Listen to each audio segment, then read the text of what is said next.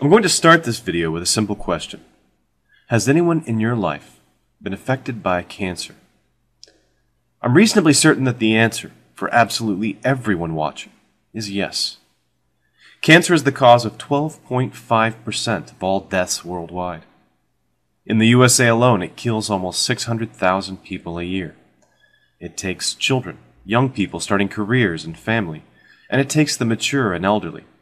It can affect our mothers, our fathers, our grandparents, siblings, cousins, friends, our children, our teachers, mentors, and even our heroes. If your loved one was presented with a diagnosis of cancer, particularly an aggressive or advanced cancer, no doubt you immediately wanted to know what could be done. Into this emotional maelstrom comes a mixture of saints and frauds. The saints are those who have selflessly dedicated their lives to curing and treating cancer. The frauds are those who try to profit from desperation, from fear of loss. It's not always so easy to tell the two apart. I want to present the case of Dr. Stanislaw Burzynski in my home state of Texas. Dr. Burzynski owns and operates a private clinic that offers alternative cancer treatments and has been the source of some controversy. While there's a great deal I would like to talk about, from the point of view of my background as a cancer researcher, I want to present 3 red flags about the Burzynski Clinic that you can confirm for yourself. If you, or someone you know, is considering a referral to the Burzynski Clinic, I hope you'll review the content here first and take the time to ask some critical questions of the clinic operators. The decision is yours, and yours alone. I only want to highlight 3 undisputed facts that would give me pause that I suggest you research on your own. Fact 1. The Burzynski Clinic have initiated 62 clinical trials of cancer compounds and only completed 1. Clinical trials are required for new drug approval in the U.S. They must pass through 4 phases. First, testing for safe dose, then effectiveness against a particular cancer, followed by a comparison of effectiveness versus existing therapies, and lastly into long-term monitoring of harmful effects. Every clinical trial has to register before starting, a practice intended to prevent drug companies from sweeping unsuccessful results under the rug. Not every clinical trial manages to recruit enough patients. Some are terminated early, and some are closed when it's obvious the drug is unsafe or ineffective. For every 3 completed trials, there's probably 1 that was closed prematurely. However, the Burzynski Clinic have an unprecedented 62 trials pre-registered, but only 1 of them ever went all the way to completion. That's our first red flag. Why is a clinic supposedly developing new therapies for cancer not finishing their studies, determining whether the treatment is effective or not? Instead, they always just give up and cancel the study, the final stage. One possible explanation is that clinical trials are the only way that unproven drugs can be given to patients without major medical liability issues. It's possible that someone could abuse the clinical trial system to use ineffective or toxic therapies long term.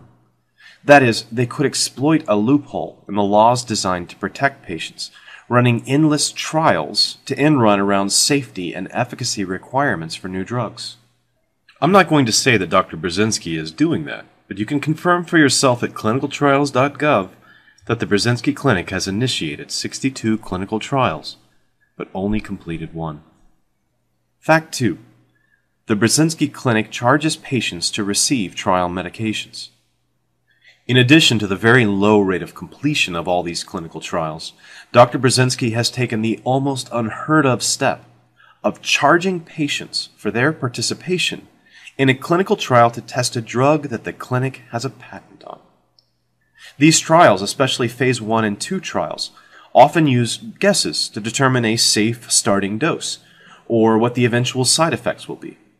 Patients bear some risk of harm, which usually entitles them to at least free study medication. This is almost universal in clinical trials. There are a few exceptions where the number of patients enrolled is very large, or the drug is very expensive to produce. So why is the Burzynski clinic charging patients tens or hundreds of thousands of dollars to participate in these open-ended trials? They seem to be potentially profiting from what should be costly R&D for any other research clinic. It's a red flag for me. The fact that insurance companies won't pay for the untested drugs means that the financial burden falls entirely on loved ones and charities or members of the community. For a family, that can mean facing a choice between pursuing a therapy they're told is experimental and effective, possibly facing bankruptcy or debt, or facing the death of a loved one. If the Burzynski clinic want to earn their money back to make a profit, I would suggest they start running trials in earnest, give study medication at no charge, then bring their cancer therapy to market so that it can be distributed to everyone in the world, and not just patients at the clinic in Houston who can afford the steep fees. Fact 3. The Burzynski clinic make heavy use of marketing techniques. You may have seen the Burzynski movie titled Burzynski, Cancer is Serious Business, produced, directed, and narrated by Eric Merola. Eric is a commercial art director making promotional video content for the likes of Campbell Soup, Volkswagen, and Old Navy. The film, if you choose to watch it, is a rather unabashed 100-minute commercial for Dr. Burzynski and his treatment. The problem is that it clearly doesn't tell the whole story or examine the issue from both sides. It appeals a great deal to pathos and testimonials and conspiracy. You'll also notice the use of meaningless marketing buzzwords. This is most notable in the use of the term gene-targeted. In science, this refers to the specific practice of introducing an agent which interacts in the cell with a single sequence of RNA or DNA, the gene or gene product most responsible for the progression of the cancer. Burzynski, on the other hand, has used the term as a way of describing his special therapy, since it causes the cell to make more or less of a gene product. Using his definition, aspirin, a banana, or walking outside on a sunny day are all gene-targeted therapies, since they all cause your body to produce more of one gene product or less of another. In addition to his participation in a promotional film made by a director who also makes commercials, Burzynski employs web marketers and social media agents. In the recent past, they've drawn criticism for their use of threats against blogs, videos, and commenters who were critical of the methods of this clinic in Houston.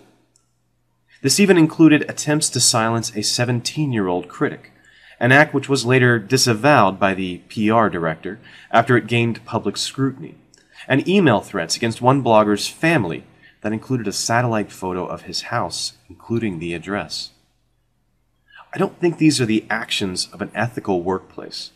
But even more importantly, I don't think the marketing focus is consistent with a clinic selling a miraculous, if still unproven, treatment for cancer. Let's make this quite clear.